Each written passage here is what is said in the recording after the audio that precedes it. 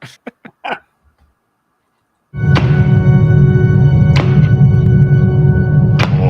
keles puklod, koi pupek pu, ya mama oshejui, se ma chume u, bashu mayang, ma jochu, and bayin wo ku.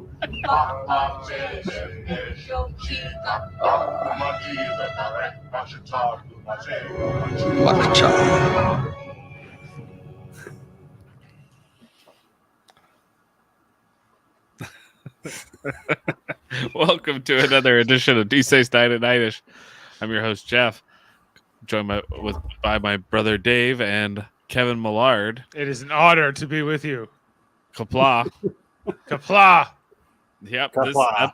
This is the episode all about Martok. He basically hires Worf as his first officer. They go off. They have to go find this missing Klingon battle cruiser. The Jem'Hadar. Martok's paranoid. He thinks it's a trap every single time, and he's always, he's taking the cowardly way out, and the whole crew is dejected. And it's up to Worf and Dax, who's along for the ride here, to cheer this crew up and end up singing a song by the end, and then going and fighting, killing people. Jem'Hadar, they're not people. I guess they're the Jem'Hadar. They're Jem'Hadar programmed people. that way. The Jem'Hadar people, yeah. Yeah, Jem'Hadar people.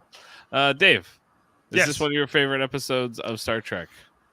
It's a pretty good episode. It's pretty solid. If you like Klingon episodes, this is pretty good. If you don't, I imagine this wouldn't be your cup of tea, or your cup of blood wine, or anything like that. I really enjoyed this. I think this was a great exemplification of the Worf Jed Z relationship. I think, and how she complimented Worf so well, and helping him kind of see certain sides of things in a similar way to Deanna Troi, but in a more like understanding of the culture kind of way, in like almost like a Picard and a Deanna Troi put together.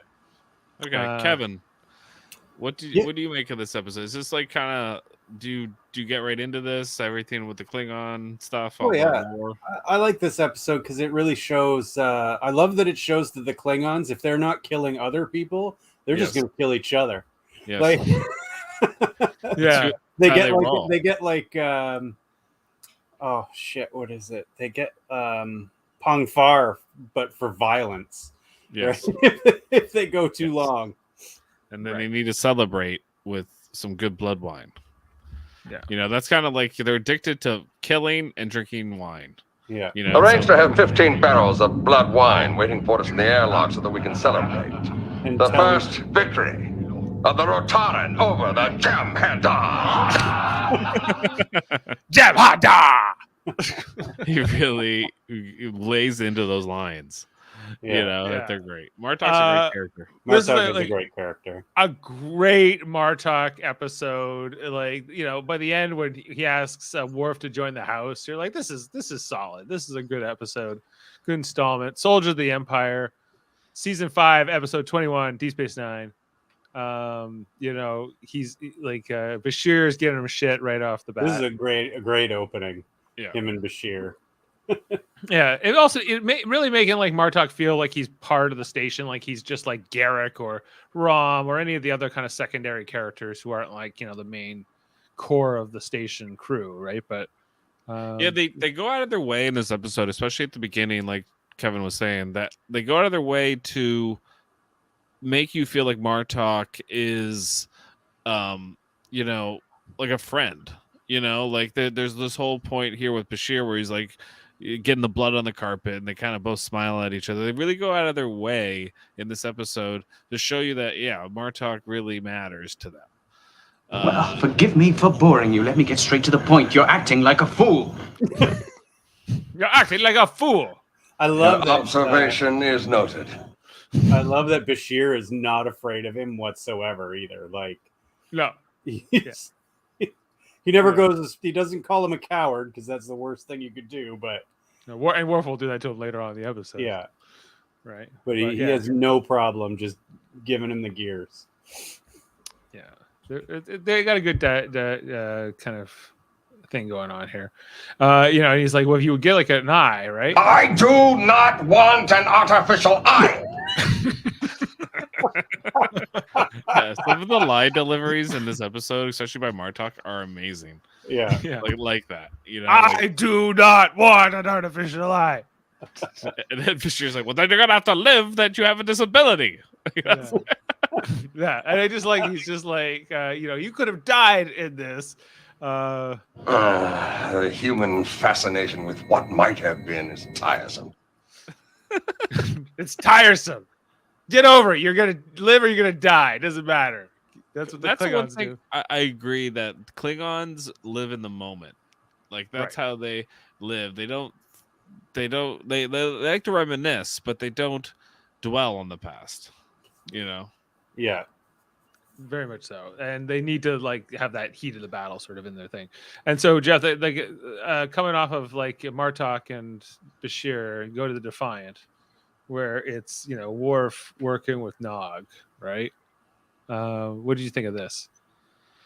Yeah, I always forget Nog's in this episode, but then he's just like that kind of in between here, where Worf's pretending to be a Starfleet guy.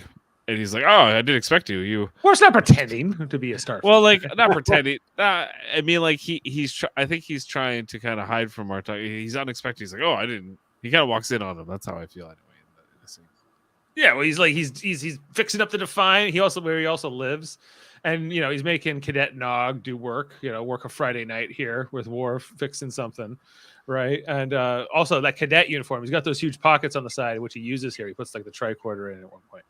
Shout out to I thought the B story of this was going to be that one where Nog is trying to get respect from all the Klingons. Do you remember that one? Yeah, but I think that's late. Yeah, it comes later. Yeah, it does come later. Yeah. Here he's like so mad because he's like, okay, we're gonna reprogram the whole system from scratch or something, right? And then some foreshadowing of that to come, Kevin, with the whole cadet general, and he gets stuck in between in there. I guess this is the funny thing. Little guy with two big tall guys.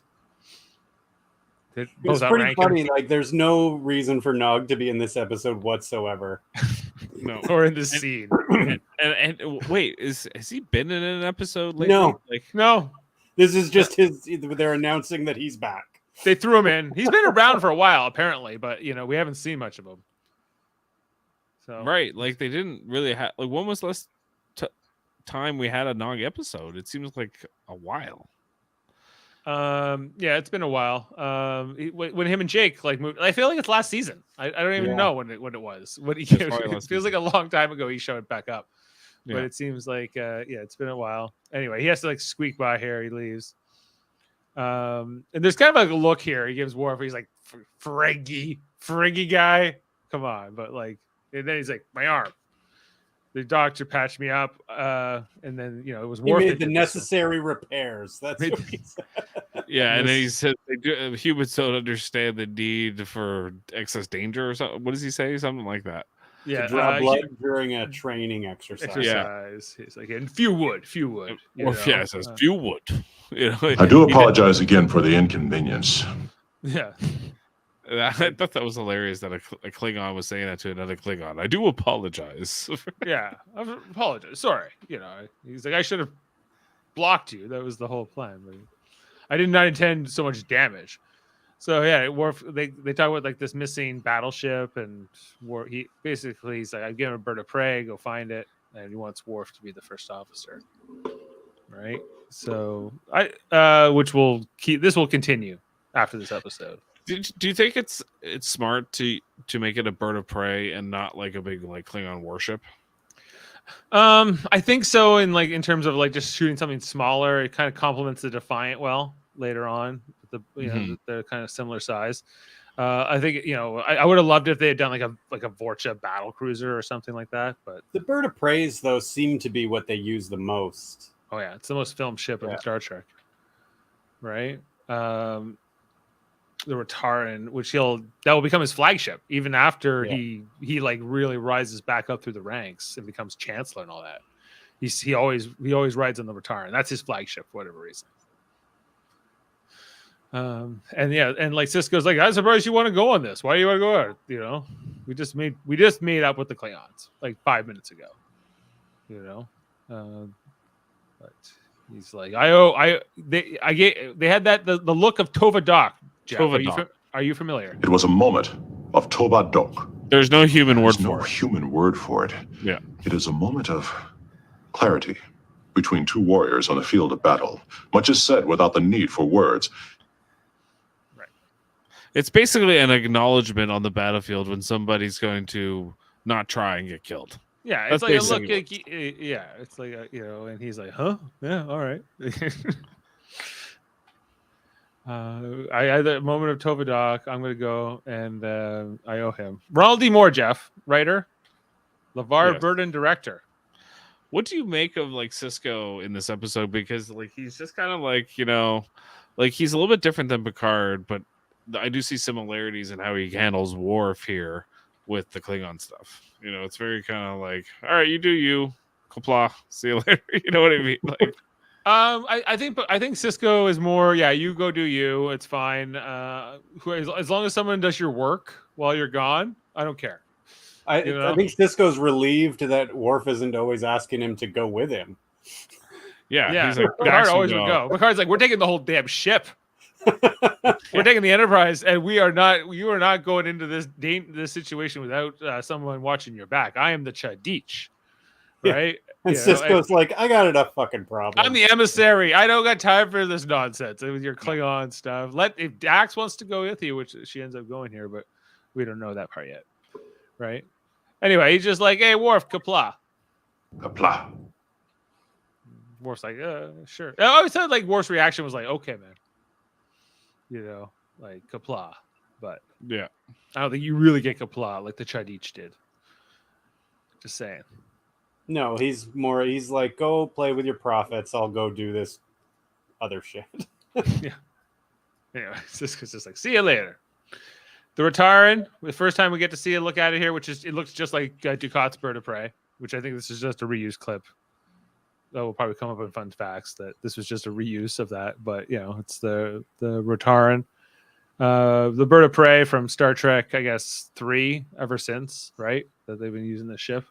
3 and 4 and many other things ever since. Anyway, they talk about everything. Worf's duties that get split up here. Bashir's the new intelligence officer. I can't remember what Kira has to do. She has to do part of his job too. And O'Brien's got to do all the phaser arrays, and somebody's I can't remember what Dax is doing, but she doesn't end up doing anything. It becomes about the whole conversation with the Klingons, though, like that. You know, it's like he's like working with pirates. It's like you kill. It's like he explains kind of like the Terran Empire kind of hierarchy, but she's like, it's not quite like that. You can only go after a superior, and only in certain circumstances and whatever. And you know, there's only if there's cowardice. And she's like, they're like cowardice, and she's like, yeah, it happens. The Klingons are as diverse a people as any. Some of them are strong and some of them are weak. Yeah, but the strong guys walk in. These two, who end up being like the bad Klingons. the neck bones. There they are. Yeah. Cardassian neck bones. Okay, this guy gives us. I love this. I'm just gonna play the clip for you now because I love this guy's speech from the episode where, you know, he just explains fighting these Cardassians the last few years. The Cardassians have been the bad guys the last couple of years, but now suddenly they're back on the Federation side, right? 2 years I spent on the Cardassian border. 2 years fighting gulls and legates and glins. They were cunning enemies. Always had us chasing hollow projections and sensor ghosts. Everything was a game with them. Always had a plan within a plan within a plan leading to a trap. It was an honor to kill them. What do you make it like? So, like, you're like, yeah, this is fighting Cardassian. So it's like fighting Garrick, basically. Like if you were fighting a race full of Garricks, that's Klingons versus Cardassians. And they see all the Cardassian neck bones. Odo shows up. He's like, I saw these guys. They look like trouble. I'm gonna profile them. Follow them around. There. Good, Odo. You better do that. Oh, I will, Major. Don't worry, he says. I like that. Anyway, they kind of say that Worf better watch his back on this mission. This is kind of like where this whole I think Dax. It then occurs to Dax that she should probably go on this mission. I don't think she was planning to go before this moment. No. Right, Jeff? Yeah, that's probably right. But she does say that she already talked to Cisco and Martok about it. So but not before. But we don't. But yeah. So Some we don't time know has how much. passed. Some time has passed here by this next clip when he's walking up to go on the mission, and he doesn't know that she's going too, and he's not wearing the sash, which I always thought was weird because if you're gonna wear it on your Starfleet uniform, it's weird to not wear it on your Klingon uniform because but he explains it. He does explain it, but bad explanation. I feel like he at least wear the sash. Yeah, he could take the Son of Moog thing off, and that actually would have been appropriate because he ends up getting the Martok thing anyway later. I don't like that he has to remove the Son of Moog one. I wish he had taken it off and they explained it here in this part of the episode. It would have been better. I think it would have been more appropriate. Yeah. It's him in a Klingon uniform again, strange in some ways because of everything. But what is the purpose of the sash? Does he need it when he's wearing a Klingon uniform? It depends. It's supposed to hold his little emblem there. That's the only thing it's really for, right? And it's to show that he's a part of the nobility. Oh, okay. I think that's it. I think it's like a royal thing, like you wear it around your. It's it's like your house. Like when you win, a pageant or something, they give you a sash that goes across you. He's Miss America. He's Miss Kronos. Okay, I think so. That's kind of how it works. Miss Kronos. Yeah. Anyway, so he's like, it's I don't want to say I don't want a long goodbye here. He's like, can we just not do this? And she's like, oh, fine. I wasn't planning to do that anyway, or something. She says, yeah. Yeah, and then she follows him here. He says, I'm the science officer. She completely goes, boom, mic drop. I'm coming too. I love it. I find this so annoying. I would just turn around and be like, could you fucking just tell me something for once? Just for once. She'll be like, no. I kind of had the same feeling. I was just like, she likes to do this. She likes to just decide things and just do them without asking. Not even asking, just not even telling. Let's play this little game where you don't know what's going on. Exactly. Yeah. That's the game. Yeah, that's the Dax game. Who is Dax? That's who she is. There's one part here in the bar. I think we might have passed that part, but Kira says Dax 4 times. She goes, I'm like, Dax. Who is Dax? Anyways, he's just annoyed. He's like, I can't believe this. This, and this is why part of the reason I like this relationship. I like that they're always well, he doesn't really protest, right? You expect him to protest, but he's fine. Whatever. He knows it's not worth it. He's not going to win He's not going to win that argument. Now, she doesn't put on the Klingon uniform. Why not her? That's a good question. Or she could have wore something like Trill. That would have been cool to her character. She wore the Klingon uniform when she went on the mission with Kang and Koloth and all them, right? Or kind of a version of it, at least a thing. She does the whole boo here. She scares them. Yeah. And then we meet this woman, the engineer, woman Klingon. Yeah, she was all right. Yeah. Yeah, I did mind her in the episode. I thought she was pretty good actually for there was lots of good tertiary characters here in this episode on the crew where you're just they're barely in the show, but they make an impact. You feel like the ship a little bit. Yeah. By the end of this and who's on it, right? There's a few officers and it's kind of we haven't had too many episodes from a Klingon ship's point of view, right? Before this, has there been one before this? No, not that I can remember. No. So it's a Klingon ship. How does a Klingon ship operate? How is it different than a Starfleet vessel? I think that's really what they're trying to go for here. He's like, where is the deed, like the record of battles or whatever, Well, right? You got to like bring up this computer pad. We had the one where Riker was the first officer of the That's Klingon okay. ship. Yeah, that's like when he's exchange officer. Yeah. Right. So this is kind of like a little bit of a spiritual sequel to that. And this ship's had a rough time lately, Jeff. They haven't won any battles. No, they're down in the dumps. I love this battle of record and then Worf just shitting on them. I don't need to be told, or I don't need here it is. It is clear to me that none of you are worthy of my blood or my life, but I will stand for you. I understand you suck. I hate your guts, but I will fight for your right to be that way. Yeah. Then Martok shows up. Like, what's the cat? He's back in a Klingon ship. He gets the record, and he's like we see kind of like the ceremony of taking command of a Klingon vessel, and what you're supposed to do here. While this crew is a little bit depressed. What's this guy's name again? The old guy that's kind of like. Was that Lesket? Yeah, Lesket. Yeah. He's kind of like a big character in this episode because he's like the main driving, antagonizing force. That's like, making them. He's the crazy guy that everyone's like, yeah, he's right. You know what I mean? Yeah. Yeah, he's like the leader of like the doubters. He's like the doubting Thomas on the guy who's always like, all right, whatever, sir. But then the second that this guy has a chance to turn on you, he will. I do not like your tone. I do not like your tone. I apologize. He has no backbone. He's like, oh, I'm sorry. But his tone still sucks after that. Yeah, no, doesn't get any better at all.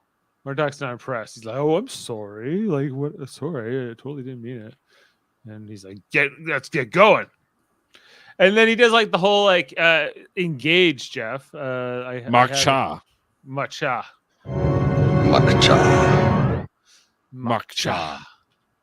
We see them go to warp. But then he uses engage later in the episode, and I'm like, well, that's bullshit. You should have said Makcha again. He says it later on in the song. Okay, and then we get the first version of the song. It's just Worf and Dak hitting guys. Lord, koi pupek pu, ya mama osheju we say ma chu me pu, ma chu ma yang and ma jo chu and bayin na some love ku. You want the translation? Yeah, what's it mean? It means here. It's long. Okay. Here, sons of Kalis. Here, daughters too. The blood of battle washes clean. The warriors brave and true. We fight, we love, and then we kill. Our lives burn short and bright. Then we die with honor and join our fathers in the Black Fleet, where we will battle, forever battling on through the eternal fight. Okay. It's pretty cool. Yeah, sounds better in its original Klingon. Yeah, it's better in the original Klingon. And then like we see the officers' mess, where Dax beats the hell out of this guy just to show, don't you sit in my chair. Get out of my seat. Get out of my chair. Yeah, she's whooping ass. She wants to be a Klingon more than Worf does. It's very clear. Oh yeah. One of her pips falls off here, Jeff, and so she looks like a lieutenant, junior grade right now. It's true. But then, what is it? She doesn't like these, some sort of the food that they're eating. She's like, it's not fresh enough or something. Stewed Bach rat liver or something like that. Yeah, I don't know, it's all gross sounding, and then all gross looking too. Gross looking. Yeah, that's good on food. Not a delicacy. She's got the booze though. She brought 3 barrels of blood wine, Kevin. Yeah, and they were very excited. Yeah, he went 3 Cornyn, I think it was. He has 3 barrels. Yeah, this guy's like 3 barrels, really? You get totally drunk. He's like, okay, this food sucks, but get myself some of that wine. And then like Martok's like reading like he's like it's all these discipline problems and how the morale is really low. And they kind of know that this is an issue on the ship. Oh, I love this. When one of his big complaints is lack of aggression. This reads like a criminal list. Yeah. They expect defeat. They expect to lose every time they go. It's like going up against the guy and then he say it's darts and you're like, this guy just thinks he's gonna lose and then he just does. That's the Rotaran. Right. And then we kind of go back to this scene here with Dax and back in the mess hall, and they're all drinking here, but they're starting to like talk about the like Martok, right? And facts. Sorry, I have the transcript. What happened? I'm trying to remember this part of the episode exactly what. They call him like the one-eyed giant or something like that. And then there's another scene going on at the same time where Worf and Martok are talking, and Martok's like, "You have my back, man," and he's like, "Yeah, of course." He's like, "Good, I knew I could count on you." There's that whole scene's going on at the same time. And then, yeah. Dax is like chilling right with everybody else though. Like she's learning the crew. That's her whole. She's doing it. She's a better first officer than Worf. Yeah, sure. she pretty much points it out. Like I said, like she wants to be a Klingon more than Worf does. Worf wants to like be in positions of power and making decisions. And she tells Worf how to be the first officer. The Vikings of Star Trek, the Klingons. Yeah, they definitely have a lot of Viking traits like raiding and just the way that they view the afterlife and everything there is definitely a lot of similarities to Vikings with Klingons. Yeah, and he's like, you're gonna see that this guy, the guy who has no sleeves, he's like, we're cursed. The ship is cursed. Cornyn, yeah, who like is having depression issues in this episode. Yeah, I thought that actually, as much as this is kind of silly, it's actually it makes you think about like, oh yeah, like even the Klingons who thirst for battle can be affected by war, even though he's not dead. Like you think well, I'll just die in battle if I don't win, but no, they do retreat. Like we find out that they're not like these, like they're all super brave and they don't want to die and they're all kamikaze. Like it's just not true. Like that they're trying to sort of get by and do as well as they can, and so Dax is recognizing this thing. They have this chance here, Jeff, to take out the Jemadar ship, right? The first time when they're under cloak. Yes. And ultimately, Martok lets it go, right? And I guess the point of the episode is that Martok was wrong in this instance. And he was kind of right to sow as much doubt. He was right the whole time, but the circumstance of the crew needed this. But it wasn't the right moment until later. I think actually everything Martok does is the correct decision throughout this episode. And it always turns up in his favor. Like it's of course, this instance where he doesn't attack this Jemadar ship because he's right. If he does, then a bunch of other Jemadar ships would have swarmed down on them and they never would have got to the Mok Choi or whatever it is, right? What's the ship? Or Bamoth. The Bamoth. Yeah. Oh, yes, we have Attention soldiers of the Empire. Davan, welcome. D699ish. You are full screen. Comply. Comply. Who? Who is this? It's Galrod, son of Galrod. Oh, it's not Davan. It's Garrod, son of Garon. You're the son of Garon? Whoa! Worf! I'm here to talk of Worf and Martok. Yes. And then sing. We're going to sing. I'm here to sing. I told you we're singing. It is good to see you. Oh, Papa. I only met him twice by the time I was 10. And you thought Worf was a bad father. All right, let me ask you at this moment, Garrod, son of Garon, what do you make of Worf making the transition from the Moog house to the Martok house? Both minor houses, I must say. But it's a good change. I mean, why stay with a disgraced house? And he traded up. Is what Do you're you saying. think that Martok should have attacked this Jem'Hadar ship in the episode, Galrod? Well, you never run from battle. No, I agree. They should have attacked it. But- Dax thinks so. She says it later on in the episode. You know, she's like, "This is not a Federation starship. This is a Klingon bird of prey. This is what we should.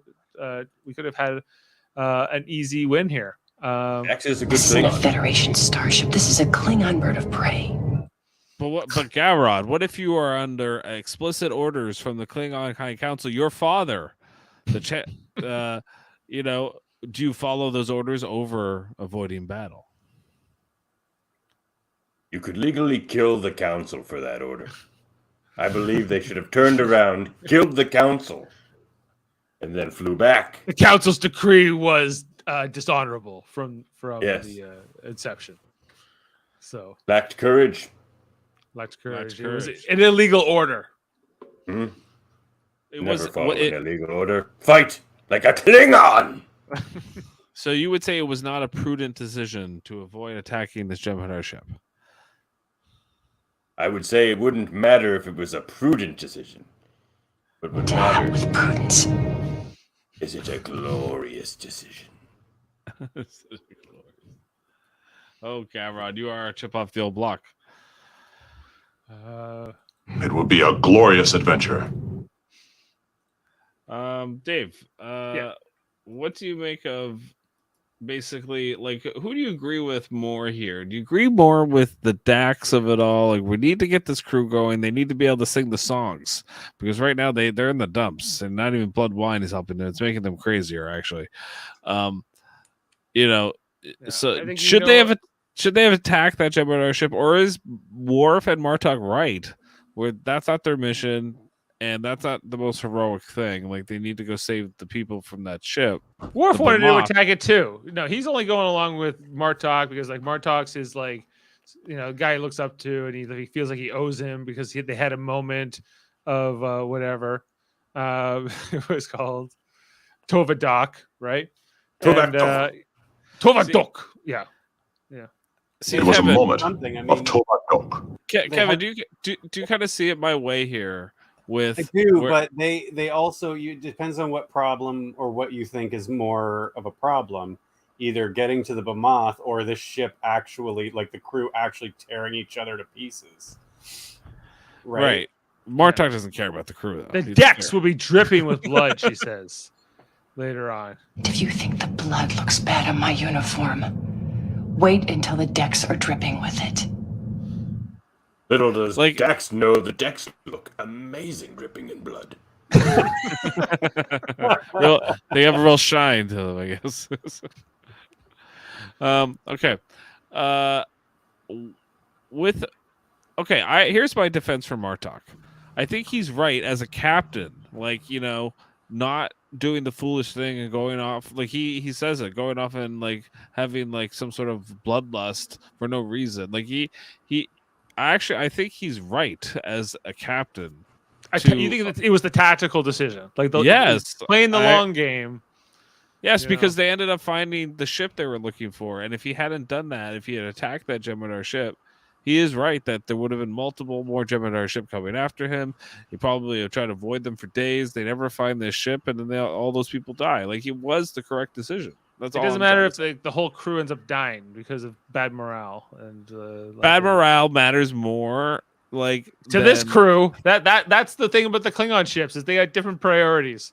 than a Being Starfleet vessel. Klingon. Your deeds must bring glory to the Empire and your house. Yeah, But you end up in a minor house like these two. yeah, like Martok, who's from the Kefa lowlands. right. He's just a Kefa lowlander. I drank once in the Cathalolans. That's about it. That's Don't about it. remember much. Lots of blood wine, I imagine. Yeah. Had they had enough blood wine, they would have attacked that ship. Did they all talk like Martok in there? You know, Yes, and in fact, they all have one eye. right? I would like to avoid a fight with the Jemadar. Yeah, they tried to give him a new eye in the thing here, but he won't go for it. No, because he's from the Ketha Lowlands. He's just like, I was an outcast. Now I can go home. I do not want an artificial eye. Nor would I. Blood wine. Aye. Blood wine is openly served on duty, Galrod. You can. Dax brought all this wine, which you just you scoop it up. It looks like fruit juice, Jeff.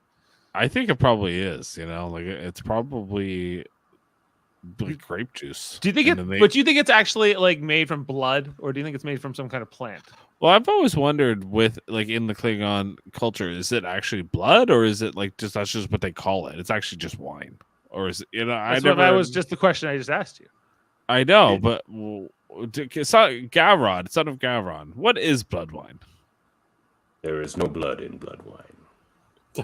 That would be they would consume a lot of blood. A lot of like blood. they're like vampires. No, it's made from some kind of a juice. Okay, and so, but apparently it doesn't taste very hard in alcohol. Yeah, it doesn't taste too good, I'm told. The 2314 that they were drinking doesn't, but a 2309. There is no finer vintage. No finer vintage. And like, there's this whole in this scene here. There's this whole thing about the 2 years they spent fighting the Cardassians. We won't, I don't think we need to play the whole clip again, but he just glins and glams and all these kinds of guys. Dave, Dennis has a question, a point here. He says he's Odin with the one eye. It is Martok a little bit Odin-esque. What do you say, so. Kevin? Yeah, Kevin, sort of. He's kind of like Worf's dad. Yeah, who banished his son to Earth. Same guy. It's a retelling of the same fable. Right. Okay. All right. So, what do we make of this scene, though, Dave? Like, where they're in the drinking the blood wine, and he is going off on he's the crazy old guy on his stump, Yeah, well, he's like, Martok's afraid of them. He's got issues. He's a coward. We're cursed, and and this guy, I love this guy. He's like, how could you say these things? Like, he's amazing.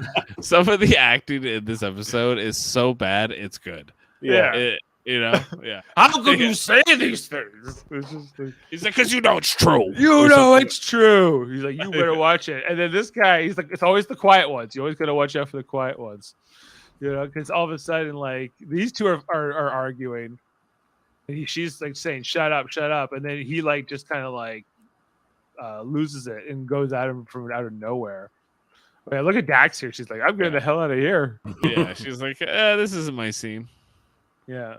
And all of a sudden, like, he's just trying to stop him from attacking him, right? And then he starts choking him out, and he's got blood all over him, and Dax just phasers them. But then, she had her Starfleet phaser. I think that's why she couldn't wear it. She had to wear it. Yeah, maybe. He's covered in blood in the next scene when she runs into Worf here. Yeah, even though she wasn't anywhere near him. Well, I guess she was helping carry him. Maybe. It looks like her uniform is also like a little torn now. It looks like she's been through more of a battle. I feel like something more happened that was cut out. Yeah, maybe like a deleted scene. Yeah. Jedzir says, like, you need to do something about this Martok situation. He's like, you need to back off, but don't you be slagging on Martok. She's like, I'm trying to warn you. And I am trying to warn my superior that a dangerous situation is developing and that he'd better do something about it. They must have ran out of wine. Yeah. 3 barrels doesn't go that far. No. I mean, they needed 15 barrels when they got back for the celebration when they got back. Yeah. So when he says to get me into the Ketha Lowlands, I'll tell you that much. Well, so like when he says 3 barrels, even though they have no blood wine, I always thought he meant like, oh wow, 3 barrels, that's a lot. But he's actually kind of going, oh, 3 barrels, maybe 2 maybe days. he's 2 days. all right, 2 days of drinking. They're really alcoholics at the end of the day. Yes. Klingons. They like to sing and drink. They're the Vikings. Like they are a lot like the Jem'Hadar, where they need the Ketracel White. The Klingons need the blood wine. And the music. They got the music and they got the drinking and everything else. I do like this whole scene here with Worf and Jadzia, where Worf is clueless. Like I said, like how she compliments him. And this is almost like a Jadzia episode in a lot of ways, right? I do not understand. No, you don't understand. No, you don't understand. The crew needs a leader. This crew needs a leader. Someone who will remind them of their duty as soldiers of the Empire. Or I promise you they will explode. It will not come to that. Someone from House of Gowron. I mean, it is all she can kind of do is like get Worf to do it, because she's not a Klingon. She's a Trill, like her voice only carries so much weight on a Klingon ship, right? Like, they derogate. They say she's the great Dax. Things. Like they give her a lot of credit just because she's Dax at the beginning, but when they want to dismiss her, they go, "Oh, the Trill, and you're in his bed," and they say all these different things to her throughout this episode. Yeah, and she's like, "You want my 3 barrels of blood wine?"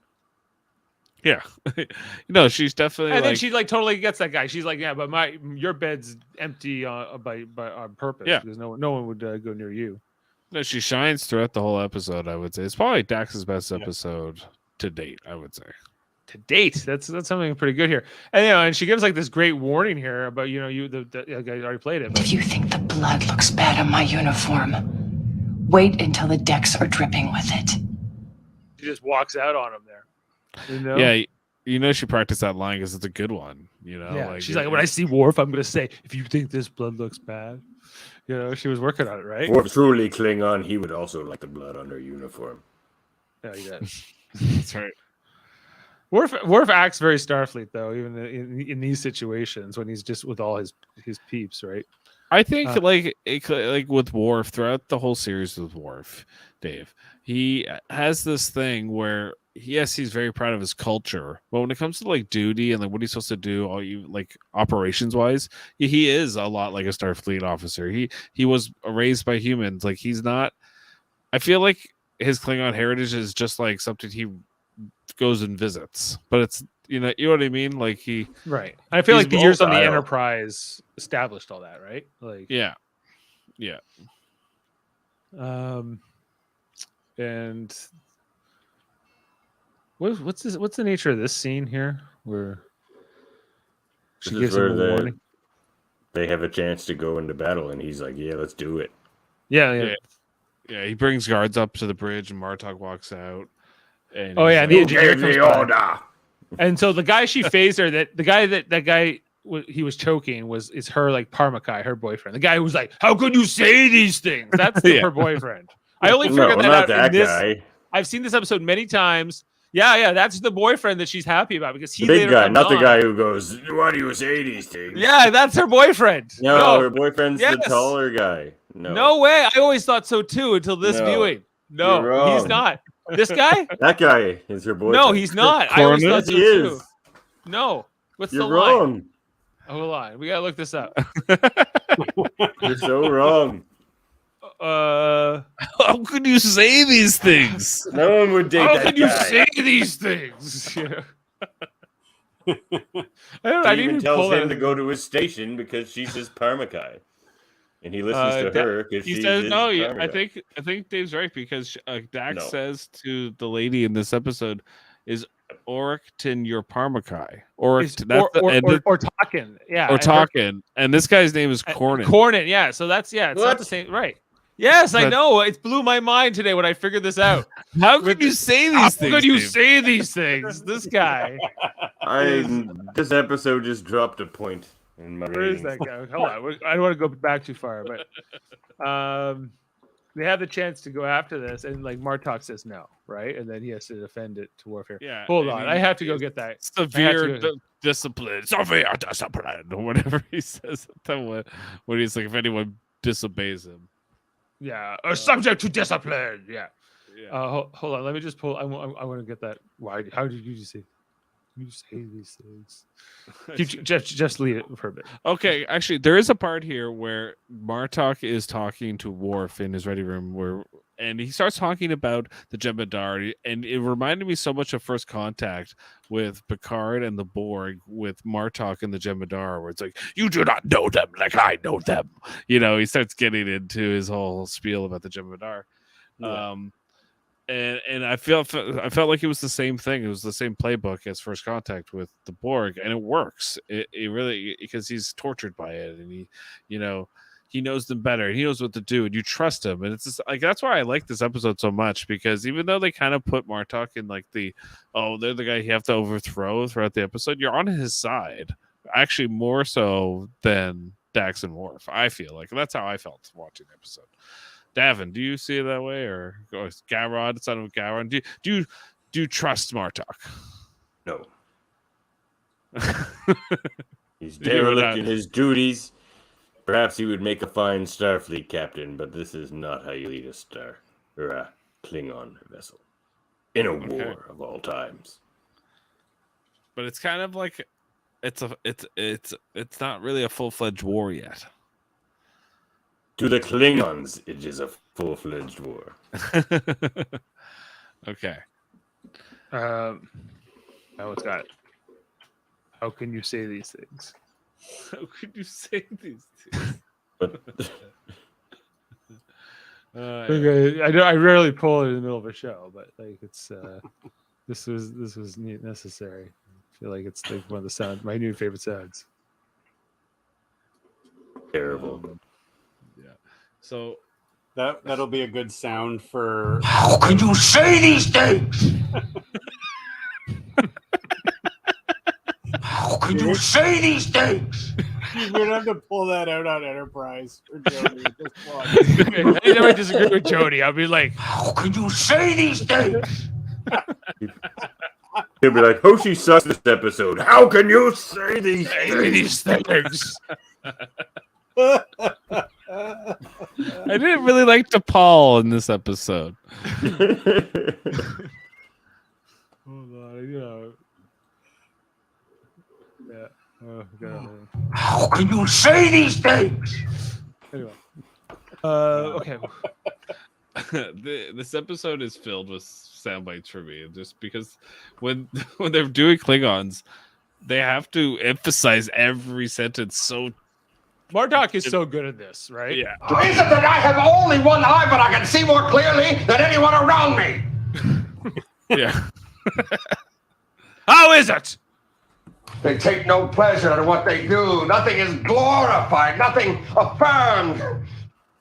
Yeah, these Jem'Hadar. But they want to destroy us, Worf. I won't let them destroy us, Worf. You cannot let them destroy us, Worf. Yeah, he goes into this whole spiel, and they're soulless creatures. Have no purpose. Nothing glorified. Nothing affirmed. Nothing affirmed, They take no pleasure in what they do. Nothing is glorified. Nothing affirmed. Nothing affirmed. Nothing. He is so good in this. To me, this episode is a Martok episode. He's just. It's a lot of episodes. It's like a lot. Like it's a great melding of like this whole other wing, because you had like the Ferengi episode we came off last week, and now we have this whole like Klingon group, right? Under like the umbrella of the station. And this is what I was trying to say last night, Kevin, on our Enterprise podcast. I was like, Deep Space Nine is so rich in like what it will do with its characters and the places it will go with it, and it's got a deep bench of characters. And Next Gen did too, because I had Data's the android and Worf's the Klingon, and like they could go a lot of different ways with theirs too. But I thought that this was like the best they ever. And Enterprise is like, no, everybody, we don't even want to show you the chef. He'll just be an off-screen character. We're not gonna get an actor to play him. It's just like, come on. Well, I think with like Deep Space Nine, this is an episode that's on a different species ship, nowhere near the station. Yeah. So it's really interesting that way, because you couldn't do that even with TNG or Voyager, because you're always on that ship. That ship is always is such at the center of it, but the station's so different. That's why this show it's the only space station show of the Star Treks, and I would love if they did another space station show. Like I did not Deep Space Nine, a sequel to that, but something new.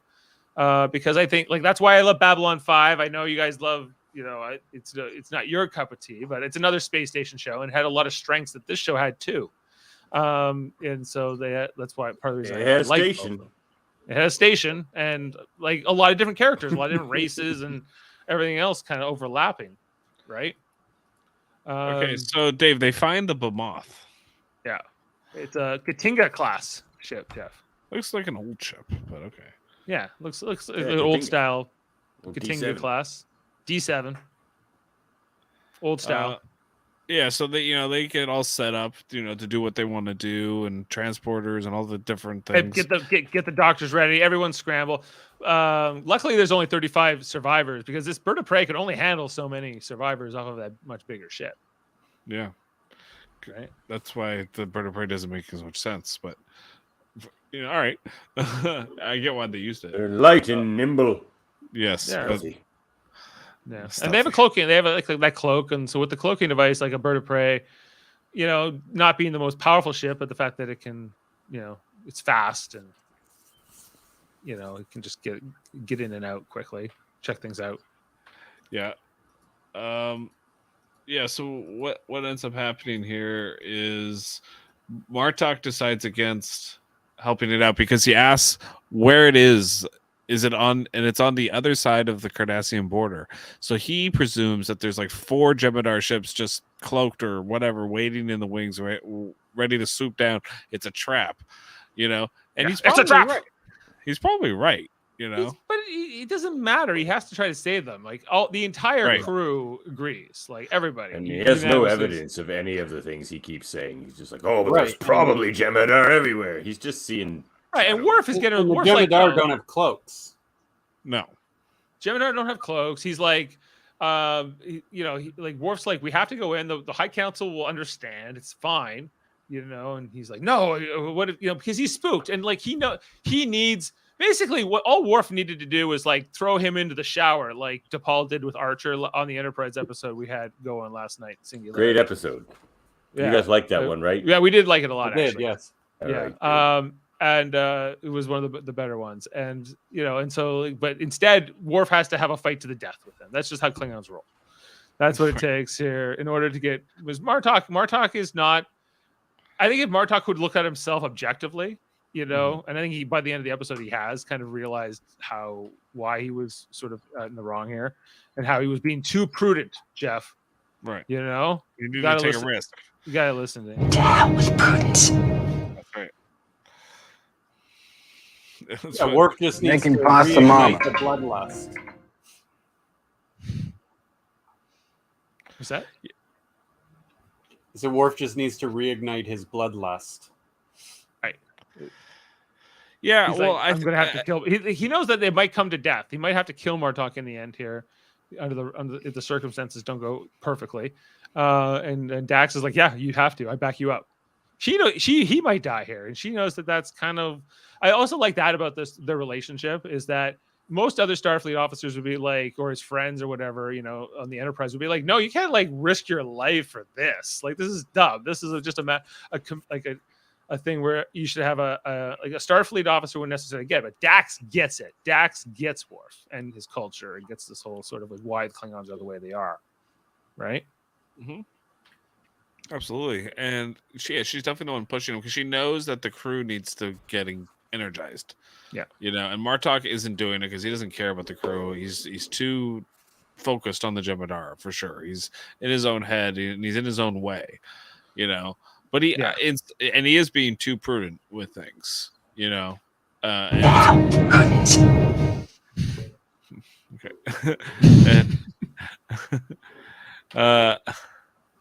So with that, that's kind of when they decide to go. They fight to the death or whatever, and he stabs him, and Worf falls down, and Dax takes care of him. First, these guys try to like to get the jump on Worf here, right? Oh, right. Yes. They're like, "Hey, Worf!" They're trying to mutiny against him, so I guess they can get to Martok, right? Here, and so these are all the bad Klingons, But Worf gets she presses the button here, and then like the cavalry shows up. It's the Parmak guy, the engineer, Davan Galrod. How could you say these things? Yeah. How can you say these things? He's like, how can you say these things? Like you're under arrest. And then Worf then does the talent. Worf's like, yeah, I'm going in. We're going in on this mission, and we got to get you here, right? Do you guys like this fight? I mean, it's fine. It's whatever. They kind of just wrestle a lot, and then one guy gets stabbed. Some of it was pretty good. What about the sparks? Look, boom. Yeah. Neat. It's okay given their low birth. Yeah. Right. They use the music effectively throughout these fight scenes. It's very classical, and they get the horns going. It's very Shakespearean, and like they're all like watching and cheering on. Well, while they should be rescuing the other ship. But whatever. Do you think they wanted to do like a battle fight here? But they're like, no, it doesn't make sense. It's too small of a room. It's gonna be a knife fight. Yeah. Worf seems to he draws first blood, and he's got the crowd going. They go. Even you can see how can you say these things there. How can you say these things? He's right back there. But then at that moment, Martok has like a second wind here, and goes at him. I think Worf loses this fight sort of on purpose. Yes, he does. Yes, they say that at the end of the episode. Yeah, that's why I thought it. And so I thought it was interesting that when Martok won, they all started cheering for Martok. He proved himself as a Klingon. Yeah. But is that how it works? Does he have to kill Worf? Doesn't he have to kill Worf? Not just stab him lightly? But it seems no, you can incapacitate. Yeah, this was good enough because he just basically gives him like a flesh wound. Right, but it seemed like they were cheering Worf on, did it not? Up until this moment.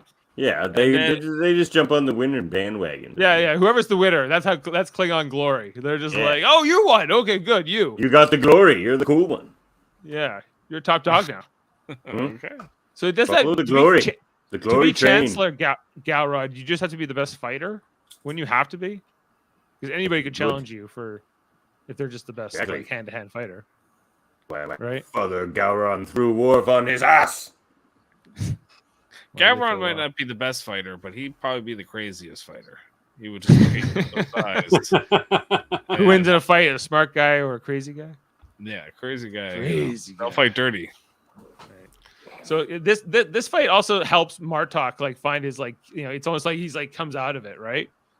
And they're cheering for him. Martok. Yeah.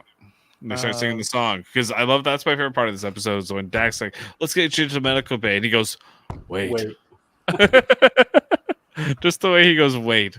And they watch and they all start singing again. It's Are we singing the song now? Yeah. Oh, we are singing the song. Here's the second version.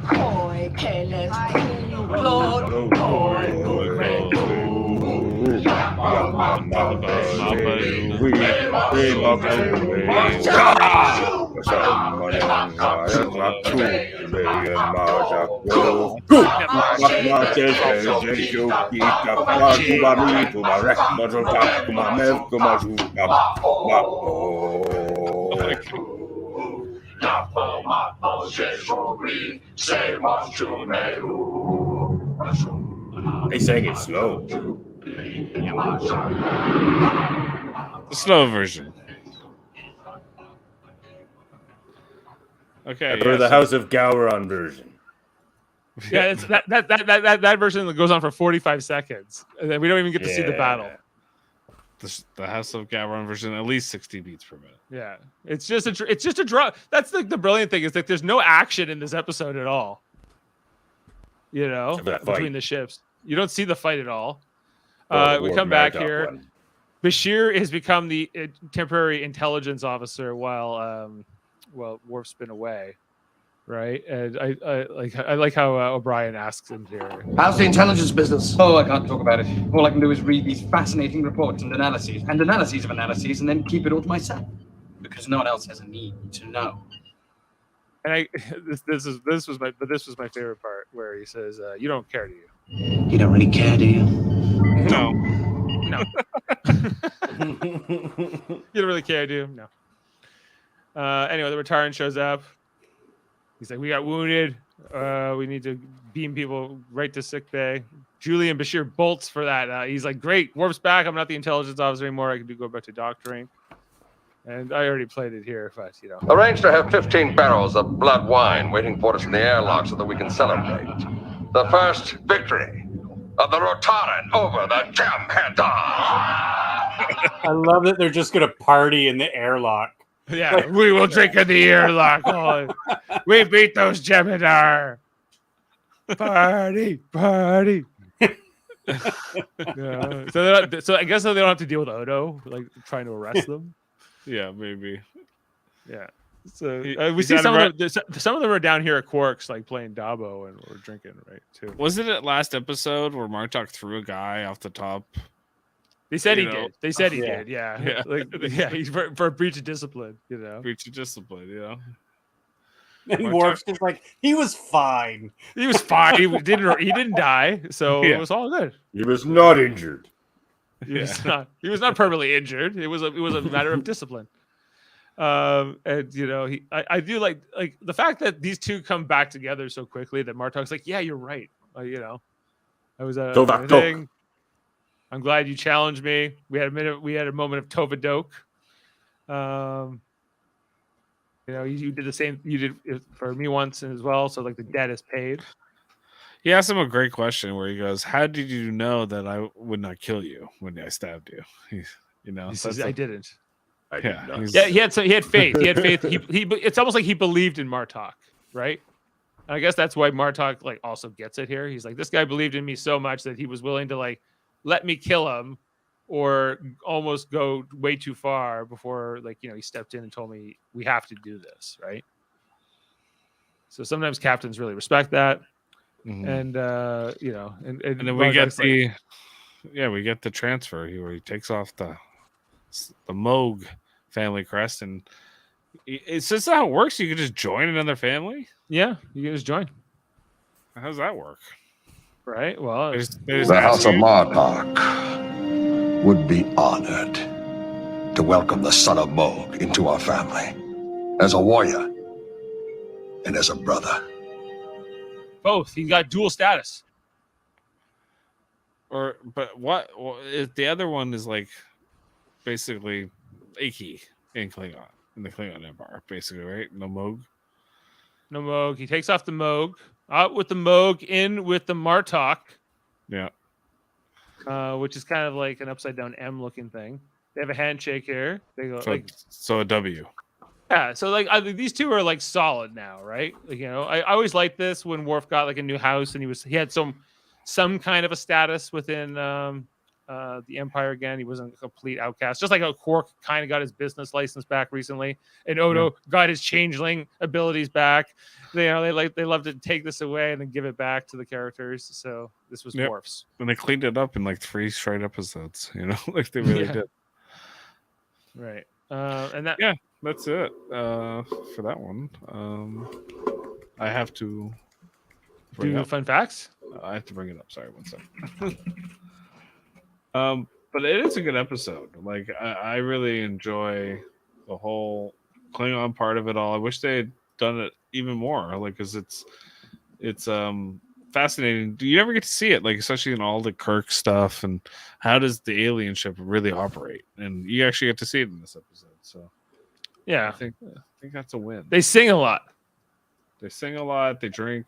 They're alcoholics, basically, at the end of the day. Ooh, this one's about a Klingon who eats his own hand. Yeah, play it.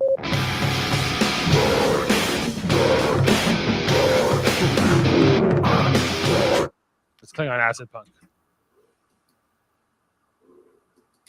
No. Hejim tave deja e, ejam sotas gos vas skarbaitik, en pajaj la mojaj push, jaj keles molo nichok chu.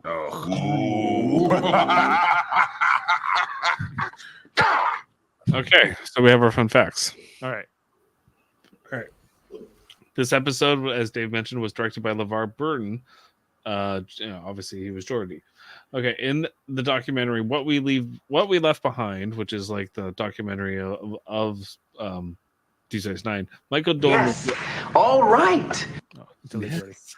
Michael Dorn revealed that this episode and Once More Unto the Breach were his two favorite episodes out of all of his appearances, both on DS9 and TNG. He called both episodes Shakespearean in their scope. Once More Under the Breach is better, though. Right. Okay. Worf loves his Klingon. My Klingon operas. Yeah.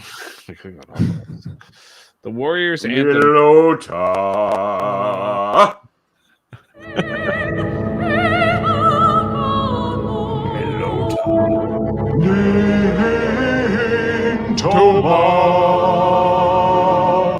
Okay. It's the Warriors Anthem, first heard in the CD-ROM adventure Star Trek Klingon, which also featured J.G. Hertzler, though not as Martok. He enters Star Trek canon in this episode. Right. This is the second episode of Star Trek to be set primarily aboard a Klingon ship after A Matter of Honor from TNG 8 years earlier. Yeah, and it wasn't as this was much better, I think. The IKS Rotaran makes its first appearance in this episode. The Rotaran reappeared as Martok's command ship in Sons and Daughters before being replaced by the IKS Chitang in Once More Into the Breach. I thought he had the Rotaran right till the end. Yeah, the Rotaran reappears in Tackling Into the Wind. Oh, so he gets a new ship for a minute and then goes back to the Rotaran? No, then he gets another one. Then he gets it's not a bird of prey. He gets a Negvar class. Yeah, well, you think he would command a battle. He gets the Bortas. Mm-hmm. All right, no stardate is given in this episode, but Worf makes a combat log on the 53rd day of the year of Kalis 999. Note that Klingon years do not match standard Terran years. Okay. Noted. So it's the year 999 to them. Yes. Well, I guess Klingon year doesn't even necessarily match other Klingon years. So 2372 minus 2022. So this isn't this episode set 350 years from now, right? So that means that right now is the Klingon year 649. Okay. Think about that. AK after Kalis. After Kalis. As Dax walks Worf to the Rotaran, she observes that he has chosen not to wear his sash, to which Worf responds that there is no point to wear the emblem of the House of Moog aboard the ship. However, while the sash is indeed absent, the emblem is clearly visible on his sleeve throughout the scene. So he still wears it on the sleeve, but not on a sash. Yeah. That seems like an oversight. Then I think when you say why do you wear it as on your Starfleet uniform if it's not even a real thing? It's not even, in your own culture. It's not a thing. He could also just wear that thing on his arm in this, just the house sigil on his arm instead of wearing the whole sash. But yeah. All right. Okay. So we have the crew who's of the Rotaran in this episode is made up of actors with multiple Star Trek credits. Okay. So we have the guy, David Graff, who played Leskit. He appeared as Fred Noonan in the Voyager episode The 37s. And he lent his voice to various characters in Star Trek video games. I knew his voice. Yeah, I definitely know his voice from Star Trek Invasion. Did you play Elite that Force? Is he in Elite Force? He is in Elite Force. Yeah, he was Leskit. Leskit. I didn't know that was that actor. He used to be in Police Academy. His hard tackle. David Graff. Yes, he was. Well, he was. Yeah. And he also is a Klingon lawyer in an Enterprise episode. Oh, nice. Okay, Worthy, who plays Cornyn, appeared as an Alaran officer in Insurrection, a Voyager episode called Prototype. He played Noah Lessing in a Voyager episode Equinox, another part 1 and 2. Jannar in multiple episodes of Enterprise, like he's from Battlestar. He's one of the Cylons. Yeah, he's the Doctor's Island. Oh yeah. So he's a big actor. Yeah, and he's in the movie The Guy from That Thing about failing actors. Right. Ronald D. Moore wrote this episode, and so he used him later on in Battlestar. Good actor, Rick Worthy, actually. Yeah. So like they're all in tons of Star Trek stuff. So that's also kind of makes for the episode. They got LeVar Burton directing, Jeff. They got Ronald D. Moore writing this episode. They got J.G. Hertzler, who's a great actor, born March 18th. I don't know if you know that, but he's a fellow March 18th birthday, and great actor. He Who was else in the is original March pilot. 18th? Queen Latifah, and some other people. Mm-hmm. So, 2 days later is my birthday. The 20th. Yeah. Yes. We're not exact. Yeah. Okay, I have two more fun facts here. In the mess hall, the Klingons are drinking their blood wine out of 1-quart aluminum measuring cups designed for restaurants and industrial use. So that's interesting. And finally, Worf becomes a member of the House of Martok in this episode, something which has great implications in the future. Ooh, stay tuned. For the wedding. Yes. Okay, we'll go to ratings. Magnificent, isn't she? All right. Soldiers of the Empire, Jeff. What do you want to give this episode? I'm going to go 9.9. Wow. 9.9? It's a 10. I'm going 10. Yeah, Jameel's not here. Ashley, Kevin? 9. 9 from Kevin. Davan. Kevin's correct. It's a 9 because Once More Under the Breach is a Klingon episode on a Klingon ship that's at least 1 point better than this one. Okay. You say there's still room for improvement. I think More that Under this the is Breach. damn near perfect. That's why I went with 9.9. I'm going to give it a 10 for that one. You're going up to 10? No, for Once More Under the Breach. Oh, okay. I'll go to 11 if I have to. I'm not afraid to. Bring this up to 11. You just make 10 the largest one and make that it. And not So that's Soldiers of the Empire, episode 21 of season 5. Jeff, what's the episode that comes after this? Oh, that's a good Children of Time. Children of Time, Kevin. You were Put at that down, right. Steph. That's one of the. That's a great episode. It was a good episode when you first watched it, and then you thought about it, and you were like, "Oh, I don't like this." That's the one where they all have like ancestors they don't know of and stuff. Yeah, they're descendants. Oh, that's a terrible episode. That's not a good episode. No, I love that episode. I like old Odo though. Old Odo's impressive. Because you're like, how could this ship crash like of 80 people and then make a colony of 5,000 people like within 200 years? It's kind of crazy. I mean, it's not completely unrealistic, but it's so gross to know that, like, you were on a ship with like 200 people, and then all of a sudden you knew with these 200 people they had to build a civilization. And you're like, oh, okay. Not even 200 people, not even 100 people. How many people is it? 80 something. Okay, 100 people, basically. Yeah. All right, I gotta go before we do the plugs. Okay. See you, Kevin. Thanks for the show. I was about to say the same thing. We'll see you Saturday. Peace out early too. All right. Okay. Well, plugs. Thanks, guys. Check Davan's show out. Cuters of Trek and X-Rated and all that. You guys were on tonight. We're on tonight. We're into the Phoenix Saga. Check it out. Nice. We talk about Solomon Grundy. Solomon Grundy. Pickled herring. Yeah. Superman Anyway. never made any money from. That's Solomon Grundy. Solomon. Oh, right. Okay. See ya. Okay. Dave, are you getting into the plugs? Well, I was going to try to get, so you check out our other podcasts here on Live Long and Podcast, like Star Trek Enterprise every Monday. Where we talked last night, we were talking about the episode. What was the episode called again? It was called Singularity. Really good episode, Jeff. Where the captain's chair was got all kinds of issues. They were getting sick. It was a weird episode. It was a weird episode of Star Trek Enterprise. Yeah. It was like they were inventing the red alert, and like Reed, who was inventing it, wanted to call it Reed Alert. Reed Alert? That's not bad. That's why that show is not well acclaimed. Yeah. It's got its charms. It's got its charms, but it's also got some things. The captain's chair.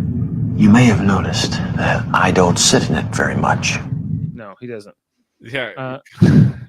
I noticed a lot of things about you. He's got a lot of issues. You want to hear us talk about Star Trek Enterprise? Check out all those podcasts going in order. Now into season 2. And of course, we've been doing this Deep Space Nine. Check out our back catalog of other podcasts, including Star Trek Original Series, Star Trek movies, different shows like Star Trek Strange New World, Star Trek Discovery, Star Trek Picard, Star Trek Lower Decks coming back for season 3 very soon. Star Trek Picard, Jeff, was announced for it's. We already knew they were having a season 3. We knew that Worf was going to be back, and some of the other TNGs like Geordi's back and Beverly Crusher's back and Riker and Troy. Are you excited for this? Did you see the new images that came out? I did. You showed them to me. Cool. Everybody but Data. Data's not there. Neither. Well, yeah, Data's the main one. I think Brent Spiner will be in it in some way. He's just not playing Data. Yeah, it kind of sucks. I mean, I've never liked the way so far they haven't really given me the show I wanted. They kind of they killed Data. They have the whole Borg Queen stuff, which is cool, but Yeah, I'm not gonna pull any punches. I think that Star Trek Picard has its issues for sure. It's not my favorite Star Trek show, but I was excited to kind of see Worf at least. As being a huge fan of him, seeing him back on screen again for the first time since Star Trek Deep Space. Well, I guess no. Star Trek Nemesis was the last time we saw him. So a long time. It's been 20 years. 20 years? That's right. Wait, what was the last time we saw Worf? Nemesis. No, and what year is that? 2002. Yeah. So 20 years. 20 years. 20 years? Right. That's a long time. For him, it's such a popular character too. Yeah. And you think about how many franchises have come out and rebooted several times in that 20 years, and Worf hasn't been back because they're waiting to bring him out for the right time. It is difficult to speculate. It would have been such a good idea to have done a Worf movie or a Worf show. It would have really been smart. I think so. I think that they could still do it. He's not he's in his 70s now. So if Michael Dorn, so if you're going to do it, then it'll be the time. But so I'm excited for all that. So check out all of our podcasts over there. Star Trek Lower Decks will be the next one to come back August 25th. And what else? We got Star Trek Radio Theater. We got Super Mario Brothers podcasting with our Survivor and Big Brother coverage. And right now, Big Brother 24 being covered on Sundays, Wednesdays, and Thursdays. Probably be off this Thursday just because we have ball hockey. And then what else? We got Trivial Debates, Jeff, our monthly show. You were just on it. I was. Where we are about movies, TV, sports, and more. You're a co-creator, actually, so you also know about it. Jody hosting. We had you and Davan and Chris competing. It was a great show. Check that out on the Trivial Debates channel.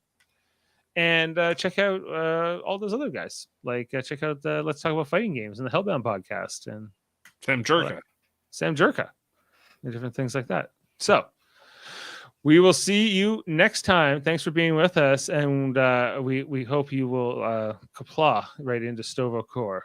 All right, let's here we go. How can you say these things? Oi, careless, Claude. Oi, pook me poo. Yappa mappa vishui. How can you say these things? How can you say these things?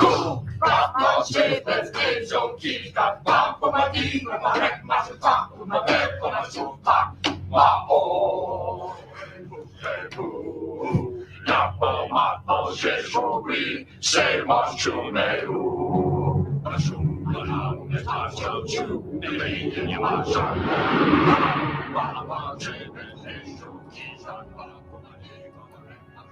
How can you say these things?